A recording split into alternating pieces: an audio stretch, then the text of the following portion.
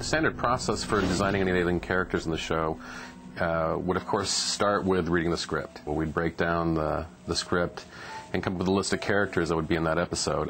Sometimes it would be a description that would give you some clues to the design elements that were necessary for the character, but that wasn't always necessarily the case. There was two approaches we used.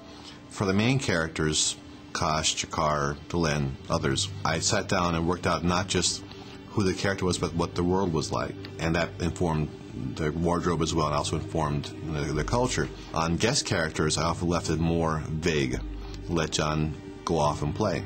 They would do, gosh, dozen quick sketches and come back and would say, yeah, this guy, this part feels okay, this, can you take those and put them together? I think we always try to be sensitive to how the character fits into the context of the story. Obviously, if it's meant to be some threatening alien presence, you know, it should probably be kind of toothy and mean and crazy looking. And if it's benevolent, you might want something that's a little bit more, you know, not nicer looking and maybe more humanoid. That's generally the way you would go. Though oddly enough, dealing with Joe, who I think likes to sometimes present things in a way that you don't expect, you couldn't necessarily rely on that, because he might throw you a curveball and want a character that was meant to be nice and benevolent, maybe look evil up front, just so he could play off some twist in the character's story arc. So you had to really stay on your toes, especially with this, you know, with a screenwriter like Joe, who tends to be very imaginative. You also have to bear in mind too that what you're looking at has to act with someone, and if it has tentacles and funny eyes, it may look good as a drawing,